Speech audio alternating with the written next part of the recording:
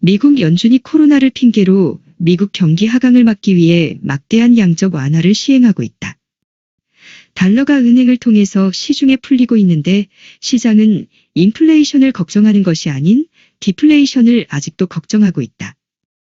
그 이유를 정확히 몰랐는데 3프로TV에서 오건영 팀장이 향후 인플레이션 발생 조건에 대해 쪽집게처럼 설명하는 부분이 있어 포스팅한다. 마이너스 금리까지 가든 안 가든 간에 지금 막대한 유동성을 지금 풀고 있잖아요. 이렇게. 네. 지금 사상 최대로 풀고 있는 거 아닙니까? 네, 그렇습니다. 이러면 이제 진짜로. 네. 모건 스탠리에서도 그랬고 우리 김일구 상무도 그러고 네. 인플레이션의 시대가 온다는데 네. 오건영 팀장은 어떻게 오늘 제 주제를 정말 잘못 잡은 것 같은 네? 느낌인데요. 아니 다음 주는 다음 주고 궁금한 네. 건 다 물어봐야지. 이렇게 설명, 그냥 간단한 여러 가지, 인플레이션을 네. 볼 땐 여러 가지 요인이 있어야 되는데, 요거 하나만 말씀 좀 드릴게요. 예. 보통, 미국이 예. 금리를 이제 인하하잖아요. 예. 금리를 낮추게 되면은, 미국 돈인 달러를 갖고 있을 때 매력이 떨어지지 않습니까? 네. 그럼 무슨 일이 벌어지냐면, 달러가 약세가 돼요. 달러 약세가 되면은 미국의 수입 물가가 증가할 겁니다. 올라갈 네. 겁니다. 그렇죠. 수입 물가가 올라가면 얘는 결국에는 이제 이런 일이 벌어지는 거거든요. 근데 지금 참 재밌는 게 뭐냐면 금리 인하도 아니고요. 0%까지 낮춘 데다가 플러스 무제한 양적 완화까지 하고 있습니다. 그럼 달러 약세돼야 되는데. 예. 그런데 문제는 뭐냐면 지금 참 재밌는 게 달러가 강세죠. 초강세입니다. 예. 왜 그런 거 해서 보니까요. 이런 거죠. 지금 이런 사태가 일어나는 겁니다. 금리를 이제 환율을 볼 때 제일 중요한 건 뭐냐면은 예. 그 나라의 성장성이라는 거 하고요. 그 나라의 금리 두 가지를 봐야 돼요. 예.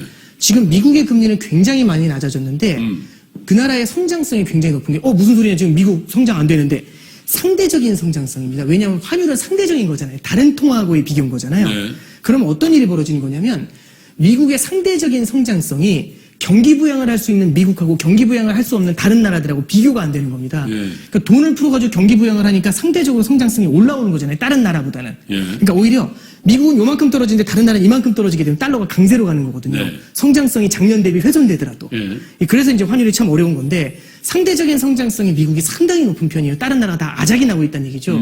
그럼 어떤 일이 벌어지냐면 이걸로 경기 부양을 하잖아요. 네. 미국의 상대적인 성장성이 나오게 되면은 미국 자산밖에 없어 하면서 전 세계 돈이 미국으로 몰립니다. 그럼 미국 자산을 사기 위해서 뭘 사야 되냐면 달러를 사야 되거든요. 달러 강세네. 그럼 달러의 수요가 늘어나는 겁니다. 예. 다시 말씀드리면 0%로 놔두고 QE를 하면서 예. 마이너스 금리까지 쓴다고 쳐도 결국엔 달러의 공급이 엄청나게 늘어나거든요. 근데 이게 상대적으로 미국의 성장을 만들게 되면 상대적인 성장의 강세를 만들면 수요도 이만큼 늘어납니다. 네. 그럼 달러 가치가 떨어지질 않는 거죠. 그러면 결국에는 이렇게 봤을 때는 달러가 초강세가 나오죠. 네. 그러면 어떻게 되냐면 수입 물가가 낮아져요. 예.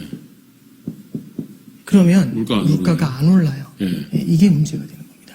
그래서 이제 여러 가지 요인들이 있어요. 물가가 올라가지 않는 요인에는 예를 들어서 아마존 효과니 이제 이런 것들도 있는데 이렇게 미국 혼자서 독보적인 성장을 가져가면서 달러의 강세가 나오면서 물가를 내리누르는 그런 생각들도 할 수 있거든요. 원래 통상적으로 성장률 높아지면 또 네. 물가도 올라가고 또 물가 올라가서 인플레이션 온다 네. 이러는데 차별적인 성장을 하니까 저런 상태가 된다. 굉장히 독특한 현상이 보입니다. 그러니까 미국이 누릴 수 있는 이 달러라는 게 갖고 있는 굉장히 좀 독특한 현상이라고 그렇죠. 볼 수가 있습니다. 예.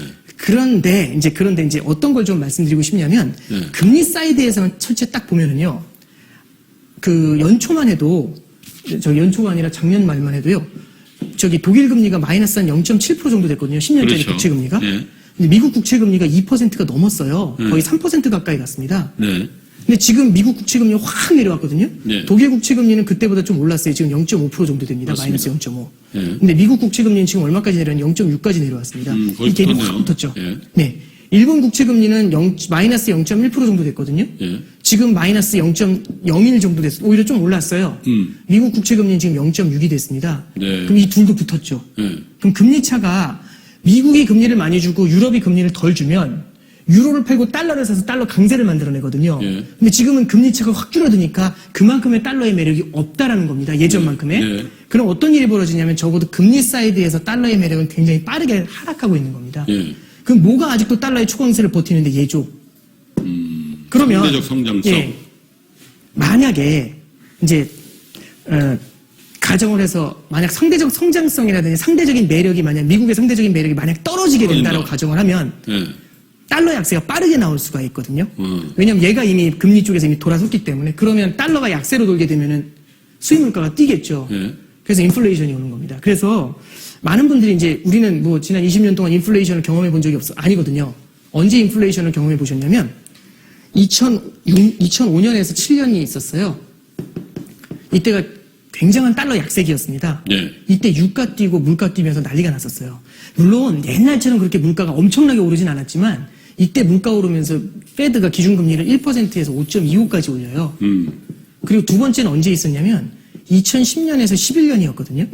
이때 미국 경기가 별로 안 좋았습니다. 금융위기 직후에. 네. 이머징은 성장하는데 미국 경기가 안 좋죠. 그런 상태에서 미국이 양적 완화를 했었어요. 이때. 약달러네요. 그렇죠. 그러면 달러의 공급은 높은데 성장성이 안 나오니까 미국 자산에 대한 매력이 떨어지잖아요. 그러니까 수요도 별로 없어요. 네. 그러면 이때는 어마어마한 약달러가 나오면서요. 전 세계적으로 인플레이션 위험이 커집니다. 예. 그래서 10년도, 11년도 보시면 우리나라도 기준금리를 인상했었고요. 예. 그때 이제 배추파동 이런 거 기억나실 거예요. 인플레이션 엄청나다고. 맞아요. 예.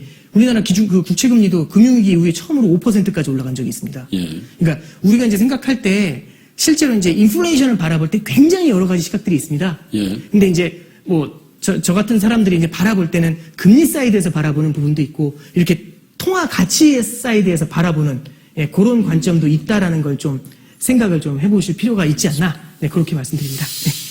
그러니까 이게 주식을 가지고 있는 사람의 입장에서 야, 신흥국 자산이 빡 들려면 어떤 면에서는 저 미국의 상대 성장성이 좀 훼손되는 상황이 나오면 약달러가 되고 약달러는 대체로 보면 네. 신흥국 자산 쪽에 배팅이 들어가는 토대가 되니까 네. 저거 잘 보고 있으면 되겠네요. 네. 잘 보고 있으면 되겠어요.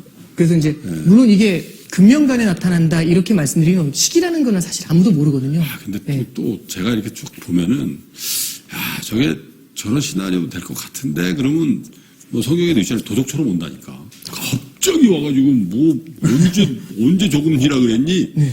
그래서 제가 개인적으로는 이제 큰 흐름으로 보면, 야, 이게 뭐, 금리가 더 좀 빠질 수는 있겠지만, 큰 흐름으로 보면 한 번 큰 웨이브가 한 번 올 것 같은데, 그래서 국채 선물, 미국채 선물